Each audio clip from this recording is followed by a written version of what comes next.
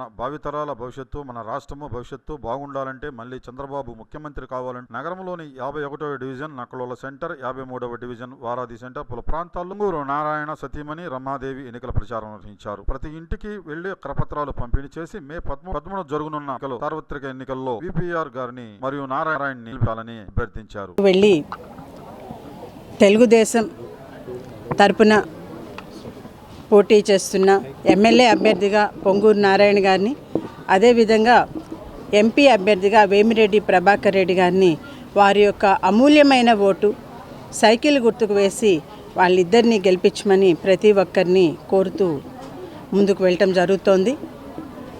ఈ సందర్భంగా వారి యొక్క స్పందన అయితే చాలా అనూహ్యంగా ఉంది. చక్కగా ఆహ్వానించి చక్కగా మాట్లాడి ఖచ్చితంగా వేస్తాము అని చెప్పి భరోసా ఇచ్చి పంపించడం జరుగుతోంది. ప్రతి ఒక్కరూ కలిసిన ప్రతి ఒక్కరూ ఇదే విధిగా చెప్పి పంపించారు.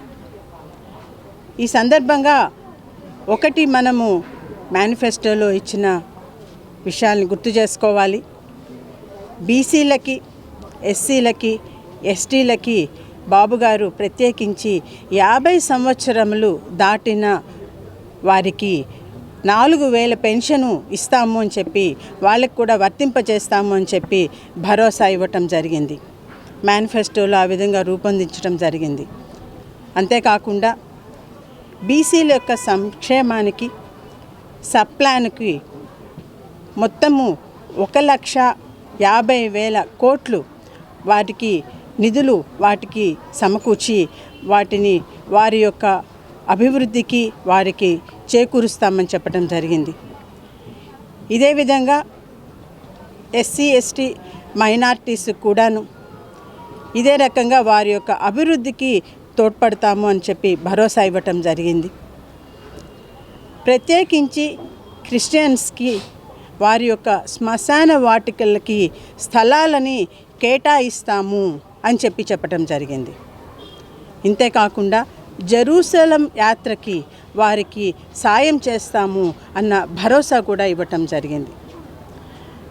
ప్రతి ఒక్క సంక్షేమ పథకాలు ప్రతి ఒక్కళ్ళకి, అది బీసీలకు అయిండొచ్చు, ఎస్టీలకు అయిండొచ్చు, ఎస్సీలకు అయిండొచ్చు, కార్మికులకు కానివ్వండి, లేకపోతే చేనేత కార్మికులకు కానివ్వండి, ఇంకొక నిర్మాణ రంగ కార్మికులకు కానివ్వండి, ప్రతి ఒక్కరికి ఎవరికి ఏది అవసరం, ఎవరికి ఏది కావాలి, వారికి ఏది ఉంటే వారి యొక్క జీవన ప్రమాణము ఇంకా కొంత మెరుగ్గా ఉంటుంది అన్న ఆలోచన చేసి ప్రతి ఒక్కరికి అనువుగా మేనిఫెస్టోను రూపొందించడం జరిగింది.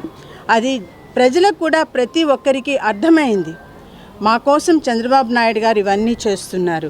వీటికన్నిటికన్నా మించి యువతకి ఉద్యోగ అవకాశాలు, మొదటి సంతకం మెగా డిఎస్సి పైనే అని చెప్పటం అది వాళ్ళకి వారి యొక్క పిల్లల యొక్క భవిష్యత్తుకి చాలా భరోసా ఇచ్చినట్టు అయింది. దానితో అది ఒకటి, ప్లస్ విజన్ ఉన్న నాయకుడు, మన రాష్ట్రానికి కంపెనీస్ తీసుకొని రాగల సత్తా ఉన్న నాయకుడు, తర్వాత అదే రకంగా ఫ్యాక్టరీస్ పెట్టుబడులు వస్తాయి, తద్వారా మా పిల్లల యొక్క భవిష్యత్తు బాగుంటుంది అని చెప్పి భరోసా వారందరిలో ప్రతి ఒక్కళ్ళలో తెలుస్తోంది. ఇంకొక మహిళ చెప్పింది, అమ్మ మేము పొదుపు సంఘం లీడరు ఆమె, తప్పకుండా ఇప్పుడు చెప్పిన దాంట్లో మా పొదుపు సంఘాలకి 10 లక్షల వరకు రుణాలు సదుపాయం కల్పిస్తామని చెప్పారు. కాబట్టి మా పొదుపు సంఘాలన్నీ ఖచ్చితంగా తెలుగుదేశ ప్రభుత్వంనే, మన చంద్రన్ననే మేము గెలిపించుకుంటాము అని చెప్పి ఖచ్చితంగా చెప్పడం జరిగింది ఆ పొదుపు లీడర్. ఇంతేకాకుండా ఆమె అడిగిన ఇంకొక విషయం ఏంటంటే, మాకు ఇల్లు అలాట్ అయిందమ్మా, టిట్కో హౌస్ అలాట్ అయింది, కానీ 5 సంవత్సరాల నుంచి రాలేదు, దయ ఉంచి వచ్చిన వెంటనే మాకైతే ఆ ఇల్లు ఇప్పించండి. నేను చెప్పాను, సారు ఇచ్చిన వాగ్దానాల్లో మొదటి వాగ్దానం అదే. ఏదైతే ఇళ్ళు పూర్తయి ఉన్నాయో, వాళ్ళకి ఎవరికైతే అలాట్ అయి ఉన్నాయో, మన ప్రభుత్వం రేపు వచ్చిన తర్వాత మొదట చేసేది ఆ ఇల్లు అన్నీ వాళ్ళకి హ్యాండ్ ఓవర్ చేయటమేను. కాబట్టి మీరు అస్సలు దాని గురించి ఆలోచించాల్సిన అవసరమే లేదని చెప్పి వాళ్ళకి భరోసా ఇవ్వటం జరిగింది. కాబట్టి ప్రతి ఒక్కళ్ళు ఆల్రెడీ డిసైడ్ అయిపోయి ఉన్నారు. ఖచ్చితంగా మేము తెలుగుదేశానికే ఓటేసుకుంటాము, సైకిల్ గుర్తుకే ఓటేస్తాము.